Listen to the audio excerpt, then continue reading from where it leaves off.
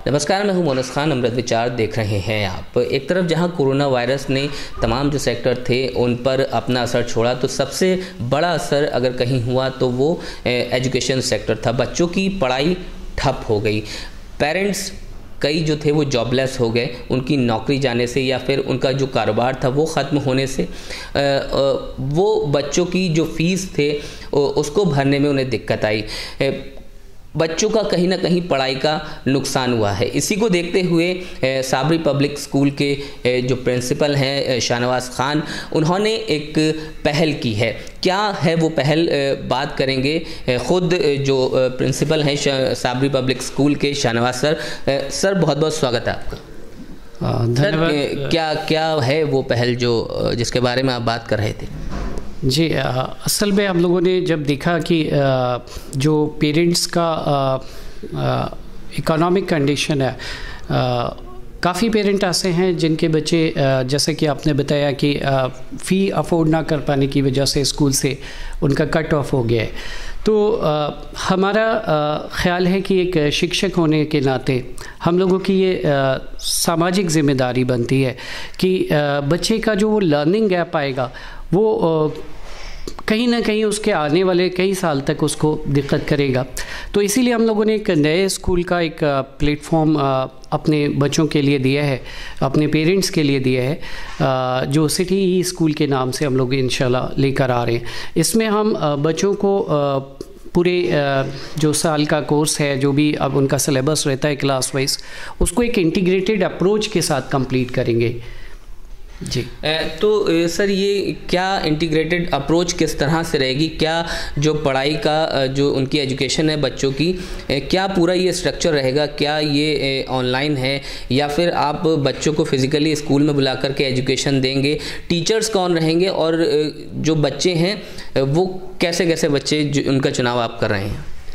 जी, इसमें ऐसा है कि हम लोगों ने जो टीचिंग के लिए डिसाइड किया है, हमारा दो तरीके का मकसद रहा कि एक तो वो जो बच्चे ड्रॉप आउट हैं वो किसी तरीके से मेन स्ट्रीम में आए, प्लस जो टीचर्स ऑन लीव हैं या जिनका जो जॉबलेस टीचर्स हैं, हम उनके ज़रिए इस मिशन को आगे बढ़ा रहे हैं। इसके लिए हम लोगों ने पूरा अपना करिकुलम डिज़ाइन किया जो मार्च तक हम लोग कंप्लीट करेंगे। हमने उसमें जो भी इम्पोर्टेंट यूनिट्स हैं उनको कवर किया है अकॉर्डिंग टू जो ग्रेड लेवल और क्लास लेवल है, और उसके लिए हमने बाकायदा पूरा लेसन प्लान बनाए हुए हैं। तो सर, किस तरह से आपको ये पूरा आइडिया आया? क्यों आपने सोचा कि ये पहल आपको करनी चाहिए? क्योंकि खुद आप एक स्कूल के प्रिंसिपल भी हैं। जी देखिए, मैं जैसा कि बता रहा हूँ कि हमारे साथ भी कुछ पेरेंट्स ऐसे जुड़े हैं और जो हम लोगों ने देखा और महसूस किया इस वक्त कि जो बच्चा है उसकी वहाँ कोई गलती नहीं है, उस पेरेंट की कोई गलती नहीं है। ऐसे हालात अनएक्सपेक्टेड थे। तो हम इसको इमोशनल अगर बेस पे देखें तो शायद मैं समझता हूँ कि सबसे पहले मैं शायद इमोशनल ही हुआ, और मुझे मार्च का वो दौर याद आने लगा कि अभी जब रिज़ल्ट डिस्ट्रीब्यूशंस होंगे तो वहाँ पर हर गली मोहल्ले में 10 में से 2 बच्चे ज़रूर ऐसे निकलेंगे जिनके हाथों में रिज़ल्ट नहीं होगा, क्योंकि उनके पापा, उनके पेरेंट्स जो हैं उनकी फ़ीस डिपॉज़िट नहीं कर पाए थे। तो कहीं ना कहीं इस स्कूल के जो हमारे पास थॉट प्रोसेस आया, ये क्या आइडिया कहाँ से आया, उसके पीछे मेरे अकॉर्डिंग सबसे पहली वजह यही रही। सर, ना सिर्फ क्या इसमें जो टीचर्स जो हैं वो जॉबलेस हुए हैं, बच्चों को तो हुआ ही है उनकी पढ़ाई का नुकसान, टीचर्स को किस तरह से राहत मिलने वाली है और क्या कोई फ़ी स्ट्रक्चर भी इसका है? जी, इसमें हम लोगों ने बहुत नॉमिनल चार्जेस रखे हैं और वो चार्जेस क्लास वाइज हैं। जैसे हम लोगों ने एनसी से 5th क्लास तक 500 पर मंथ, और इसमें हम लोग अप्रैल से अक्टूबर तक की कोई फ़ीस नहीं ले रहे हैं। यानी अब जो आने वाला टाइम रहेगा हमारा नवंबर टू मार्च तक, बस ये 4 महीने की फ़ीस हम लेंगे 500 पर मंथ के बेसिस से।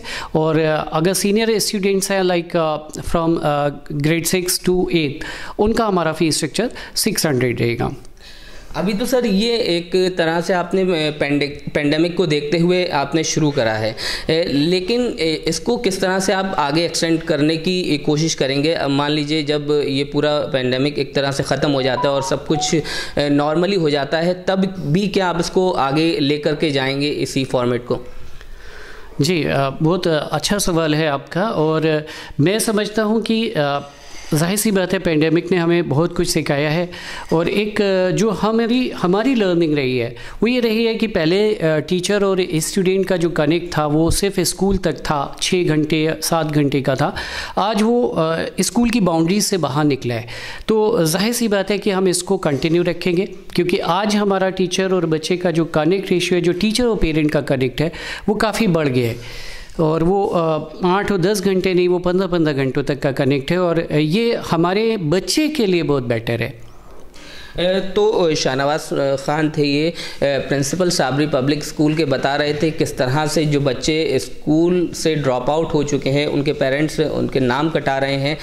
तो ऐसा ना हो, बच्चों की जो साल है वो बर्बाद ना हो, उनकी जो एजुकेशन जो पूरी चल रही है वो ज़ाया ना हो, उसको देखते हुए एक पहल यूं कहें तो उन्होंने अपने स्तर पर की है। एक स्कूल, ऑनलाइन स्कूल की उन्होंने शुरुआत की है, जिसमें जो बच्चे हैं वो आकर के एजुकेशन ले सकते हैं। ऐसे बच्चे जिनका स्कूल ड्रॉप आउट हो गया है इस पूरे पेंडेमिक में, तो जाहिर है अच्छी पहल कही जा सकती है। और इसमें उन्होंने जो फ़ीस स्ट्रक्चर रखा है वो भी बेहद कम है। मकसद यही है कि बच्चों का साल जो है वो ज़ाया ना हो।